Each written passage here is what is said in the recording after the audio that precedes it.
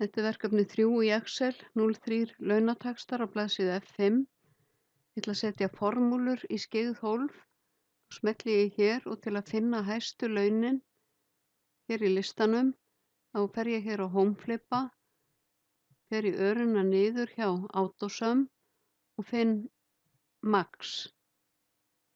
Hún kemur með tillögu að setja svæðið B2 til B11 í blokk og finna hæsta gildið á svæðinu. Ég ætla að setja yfir B2 til B10 og hæsta talan er 308.530. Síðan ætla ég að finna lægsta gildið og þá fer ég aftur hér og finn MIN eða minimum og þá finnur hún bara þessa tölu af því hér er eyða.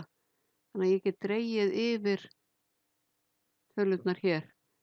Þetta þýðir lægsta gildi á svæðinu B2 til B10 og ég ýti á Enter.